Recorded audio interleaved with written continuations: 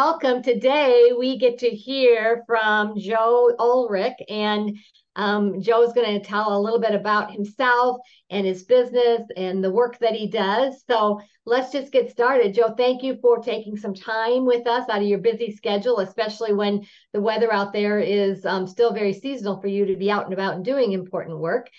So we appreciate that. Absolutely, no problem. Thanks for having me on here. Yes, great. Well, tell us a bit about who you are, what your business is, maybe when you started, how long you've been in business, and how we might find you. Okay. So I've been in the construction trade, probably like a lot of guys that are in own a construction company for a long time. My dad and uncle own a business. I'm by trade a framing carpenter.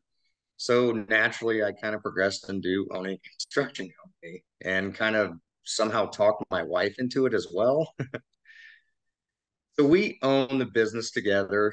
Um, Kind of got into it as I wouldn't say it was the most ideal situation, but I was like, you know what, we're just gonna do it and we're gonna go for it. So kind of went from there. So our dynamic kind of works is I do all like the sales, like all the project management, and then my wife Adrianna, she does all the marketing, the books, email correspondence. So it works out pretty well for the most part, as any husband wife team probably would. So, and we've Beautiful. been in business a little over 5 years now. It has been, And do you do residential, commercial, combinations? What's your specialty? so we are a residential remodeler. Okay, We, beautiful. And there's a need for that, isn't it? Out of COVID, I know a lot of folks spent some time in their homes, and I bet there is pent up demand for remodeling. no, definitely. And there's a lot of people that are into remodeling right now, especially with interest rates the way they are. People aren't wanting to go, purchase another home because they have a great mortgage rate already. So they just go in and redo the existing house that they're in. Yeah, beautiful. Well, let me ask you, I'm just curious. So, the dynamic of your business partner and being married, and how do you keep a work life integration model where work is work and doing life together? How do you find your way forward with all of that?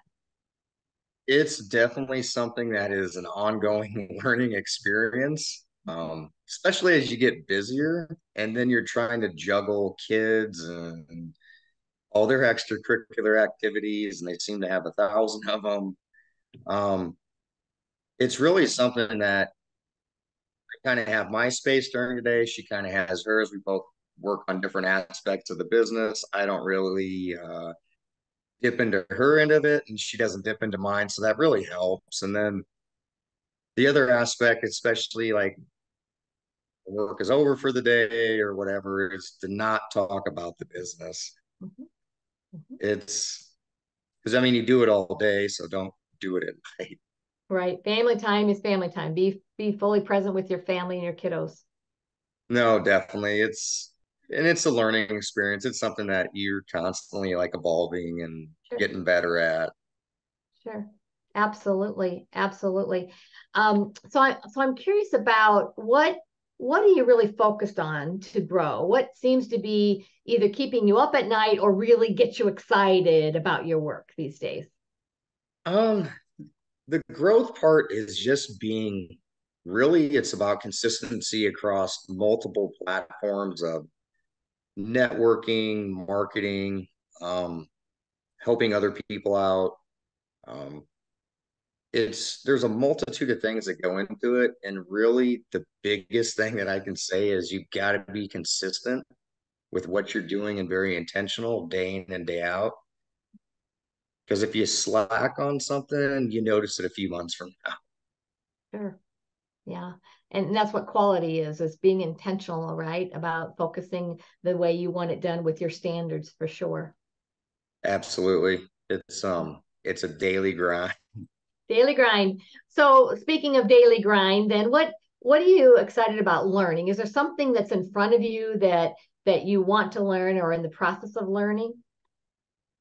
I'm constantly learning at something I'm really is like stress, how to deal with it, learning to like, okay, not a big deal, let it go. Ask your mind, you're ready to go. And the other part is just becoming like better, like in the way of conversationalist and stuff like that. That's really what goes a long way when you're trying to make sales, you're trying to connect with people. It's regardless of whatever industry or business in, you're always in sales, and it's learning how to understand people better, listening to what they want more than talking. So, For sure. Listening and connecting. I know we like to say that people love to buy, they hate to be sold. And, yes, and they love to buy from people that they know, like, and trust. And so that really is what you're talking about is spending time building those trusting relationships. absolutely. It's really what drives any business. The best brand awareness you can have is word of mouth, honestly. Yeah, it is because that's the experience that they had becomes your marketing, and we want that to be a good one. Exactly. Absolutely. And Valley, again, Valley, Nebraska, I grew up in a rural community, and that really is it. That's what people do is, who do you know that could take care of this for me? Or who have you used and who would you recommend? And Right. that's all about relationships and networking, isn't it? Yes, it is. Love that. Love that. Let me ask you, if you were to give advice to your younger self, right? So what you know today in your business, what might that be? Advice to your younger self.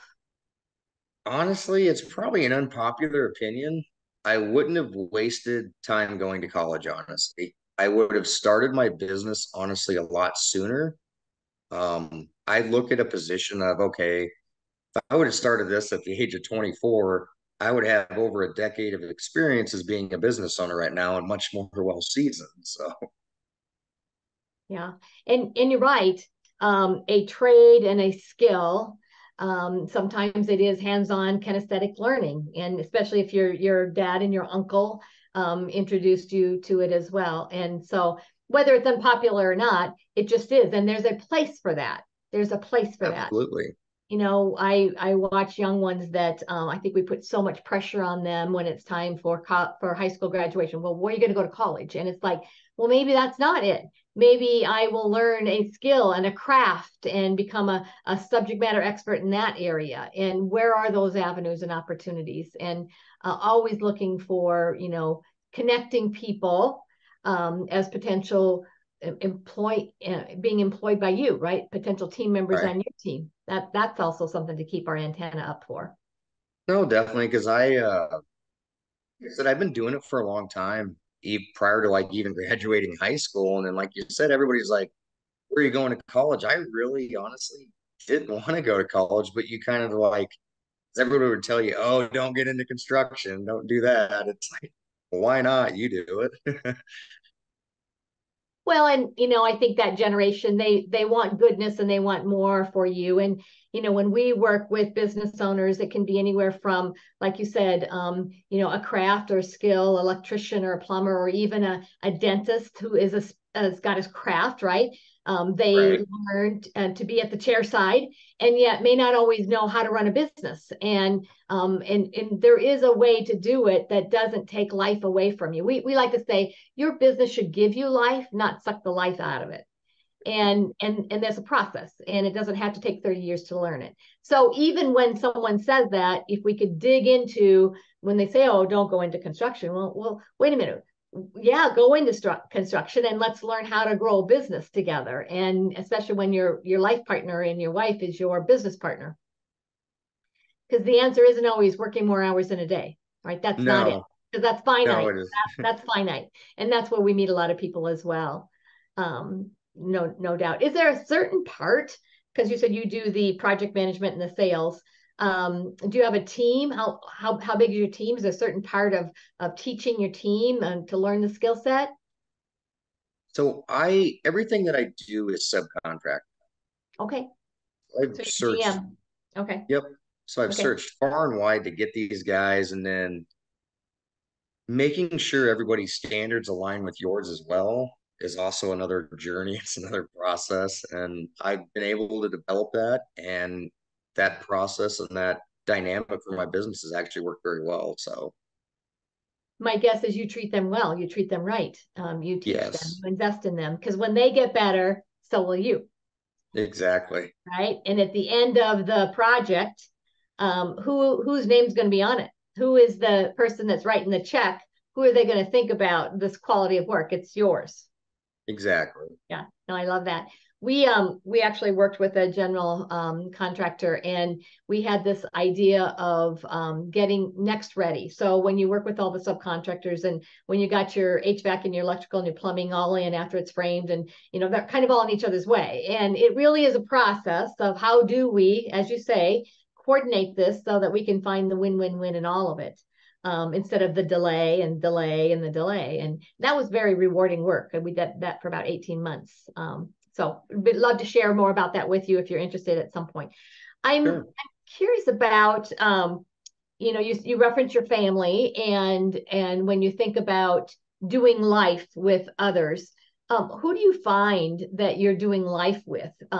Is it people that have, common interests in the trades, or around your kids' activities, or your value system? Who do you do life with? Um, Really my wife, honestly. Um, I have 5 kids, so I'm a busy man. Yes, you are. Outside of like the kids or sports activities, I mean, a lot of my subcontractors, I see them all the time. I like the camaraderie with them, but really outside of like being married and having all these kids, my wife really is my best friend. So I love that. That works. That's the key, isn't it? yes, it is. How many years are you celebrating? We will be 7 years. Awesome. Awesome. Well, you've been busy doing life and growing a life together.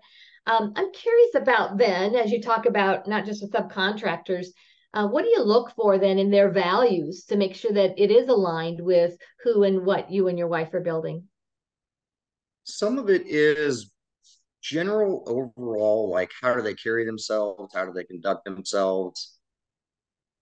I wouldn't say so far as like they all speak proper English and that. It's more of like how do they come across? Are they doing what they're telling me they're doing? Do they maintain and upkeep their appearance?